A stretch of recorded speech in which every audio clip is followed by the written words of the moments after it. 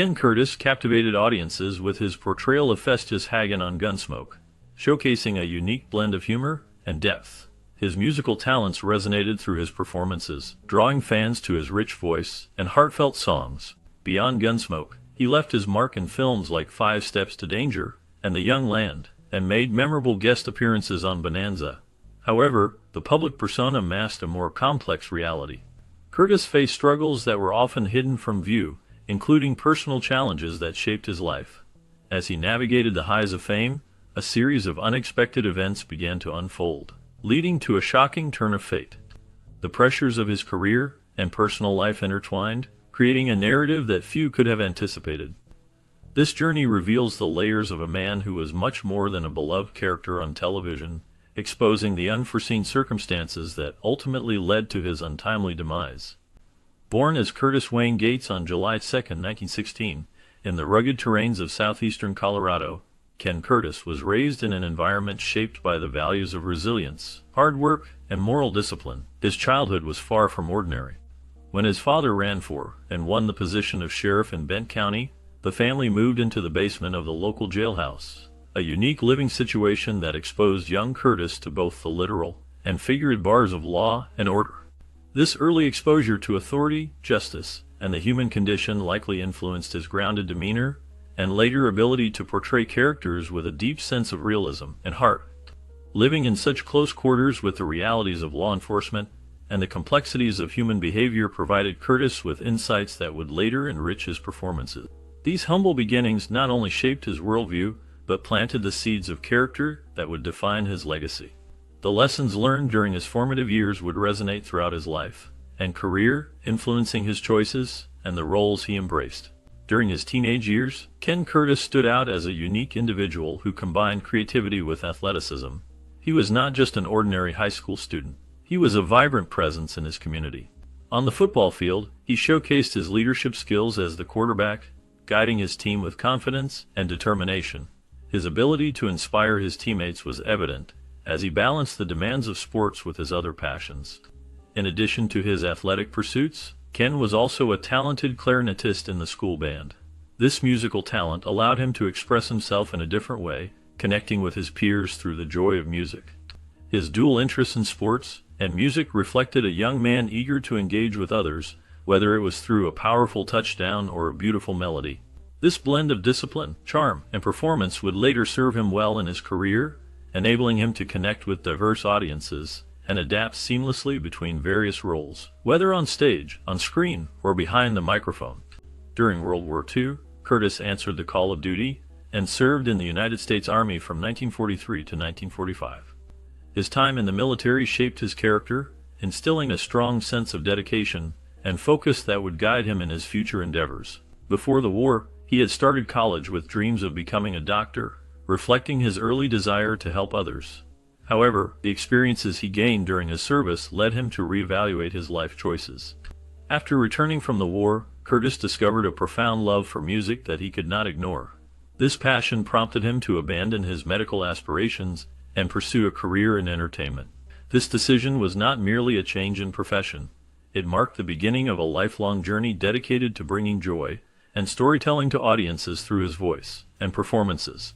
His commitment to his craft allowed him to connect with people in a meaningful way, transforming his life and the lives of those who enjoyed his work. Curtis's big break came in 1941 when he joined the legendary Tommy Dorsey Orchestra, stepping into the enormous shoes of Frank Sinatra as the band's lead vocalist. It was a daring move, but Curtis's smooth and soulful voice quickly proved worthy of the spotlight. This leap into professional music placed him on the national radar and led to performances with the Shep Fields Orchestra, as well as regular spots on the WVA Jamboree, a popular country music radio program. These years were critical in building his confidence, refining his vocal style, and establishing connections within the entertainment world. His powerful yet heartfelt voice made an instant impression and laid a strong foundation for everything that would follow. The experience he gained during this time not only shaped his musical abilities, but also prepared him for the diverse roles he would take on later in his career. As he navigated the challenges of the music industry, Curtis's dedication and talent shone through, setting the stage for his future successes. From 1949 to 1952, Ken Curtis took his musical journey to new heights as the lead singer of the iconic Western group, Sons of the Pioneers. During his time with the group, they produced unforgettable songs like Room Full of Roses and Riders in the Sky, both of which became timeless American classics. The group's harmonies and storytelling lyrics resonated with audiences across the country, and Curtis's warm baritone stood out as a defining feature. These songs not only brought him national fame but also served as a gateway into Hollywood. His success in music made him a natural fit for Western films, and it wasn't long before he was combining his vocal talents with acting, making appearances in singing cowboy roles that soon evolved into more substantial parts. This chapter was a golden era for Curtis, as he seamlessly transitioned from celebrated singer to sought-after actor. His contributions to both music and film left a lasting impact on the entertainment industry, showcasing his versatility and talent. Moving from music to acting, Ken Curtis found a perfect match in the role of the singing cowboy. His career took off under Columbia Pictures starting in 1945, where he starred in a series of musical westerns. These films allowed him to showcase his rich baritone voice and easygoing charm, making the roles feel as if they were made just for him. His early performances were not merely stepping stones.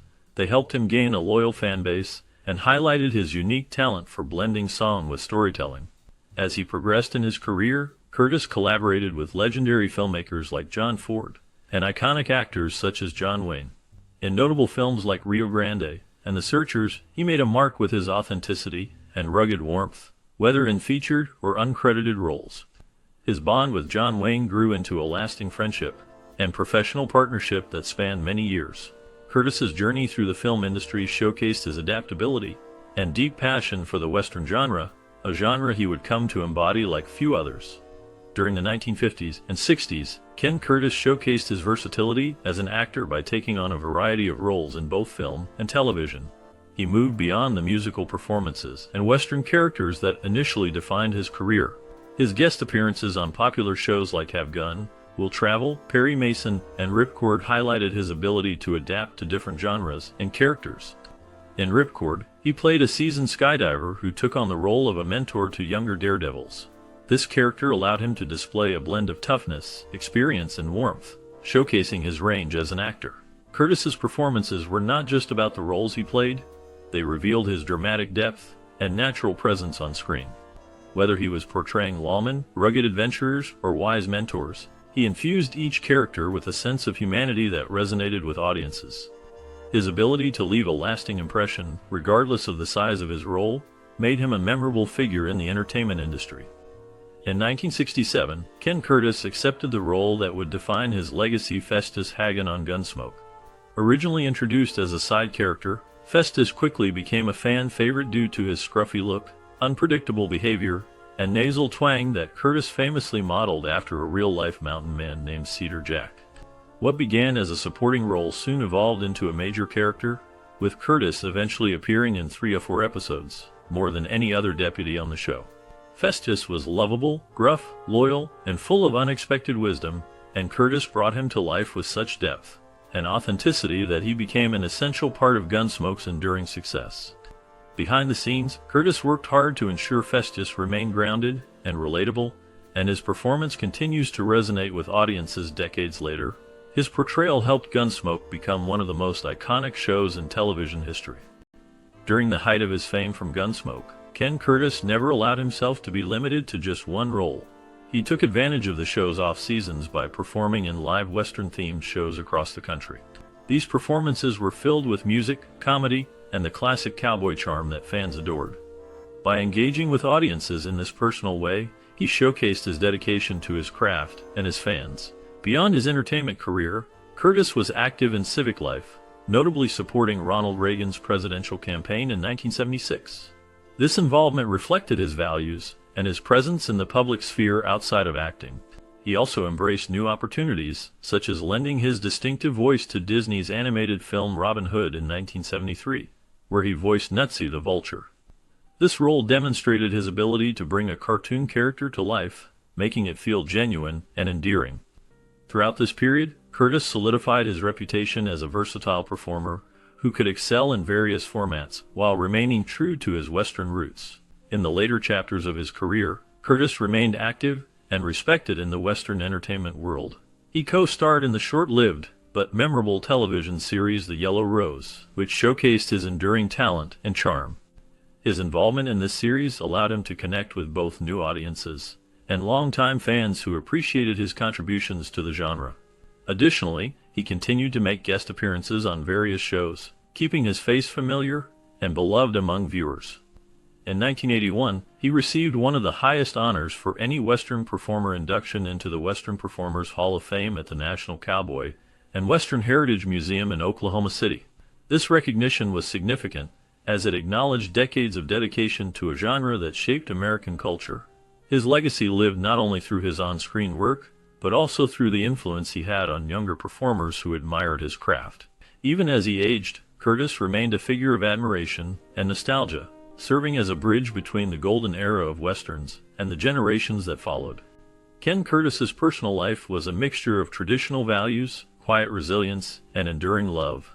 He was married 3 times, with his final and longest marriage to Tori Ahern Connolly lasting nearly 3 decades. Tori, a respected figure in the rodeo community, shared Ken's love for Western heritage and the lifestyle that came with it. Their partnership was built on mutual respect, personal devotion, and a shared appreciation for life outside of the Hollywood spotlight. This bond allowed them to navigate the complexities of life together, creating a home that reflected their shared interests and values. However, life was not without its challenges. As Curtis grew older, he faced declining health, and the toll of his demanding career and personal struggles began to weigh heavily. Despite these hardships, their marriage remained a source of stability and comfort, giving Curtis the support he needed in his final years. His personal life, though private and less publicized, was rooted in loyalty, tradition, and the same authenticity that made him beloved on screen. Behind the curtain of fame and success, Ken Curtis lived with mounting health issues that he rarely, if ever, spoke about publicly. Among his most persistent struggles was a long-term addiction to smoking, something he initially turned to as a coping mechanism for stress. This habit, which many might overlook in the light of his achievements, became a significant part of his life. Unbeknownst to many, Curtis also battled an undiagnosed form of cancer that ultimately impacted his fertility, leaving him and his wife unable to have biological children. This added another layer of emotional pain to his already challenging life. Yet, despite knowing the health risks, Curtis made a painful and personal compromise. He continued smoking in secret, finding it difficult to break free from the one vice that offered temporary solace. As time passed, this quiet decision took a serious toll on his heart and lungs, gradually weakening his physical condition while forcing him into isolation to hide his habit. This compromise, born of emotional and physical hardship, remained one of the most tragic realities of his otherwise celebrated life. As time went on, the emotional burden of health issues began to take a toll on Ken Curtis. Despite his efforts to project an image of vitality and happiness, he found himself becoming more withdrawn in private. The joy of adopting 2 children with Tori brought some light into their lives, yet the struggle to express his health concerns left him feeling isolated. He felt unable to share his worries, even with fans or friends, which only deepened his loneliness. To avoid drawing attention to his declining health and smoking habit, Curtis started to shy away from public events.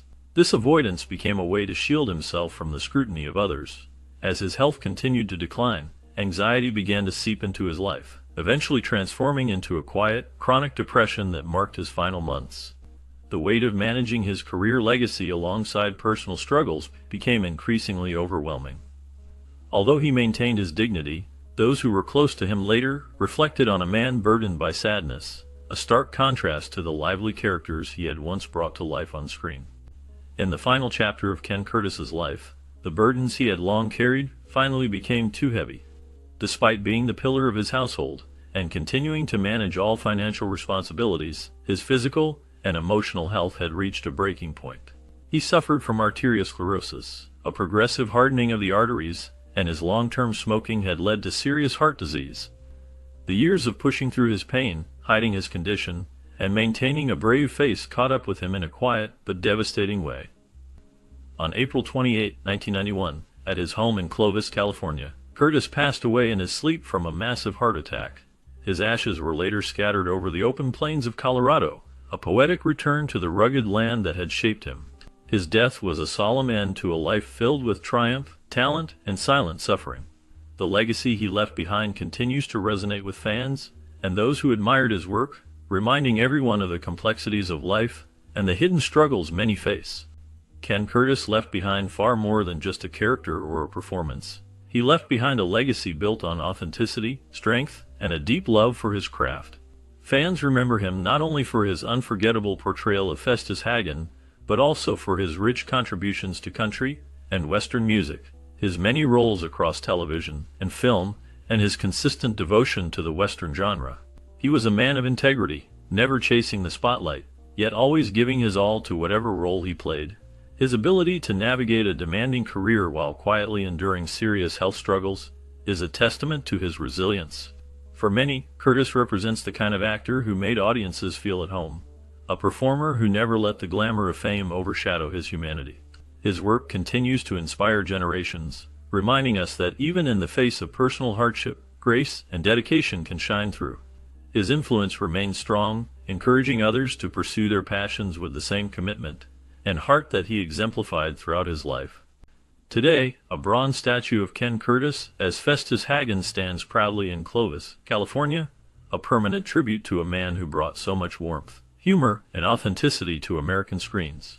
The statue not only commemorates his contribution to one of the most beloved shows in TV history, but also symbolizes his deep bond with fans, who saw in him a reflection of real, unfiltered humanity. It serves as a place where admirers gather to remember his voice, his wit, and his unique charm. Across fan conventions, tribute videos, and museum exhibits, Curtis's memory continues to be honored, not just for the roles he played but for the life he lived with humility and passion. The statue stands as a beacon of nostalgia and respect, a reminder that legends never truly fade when they've touched the hearts of millions.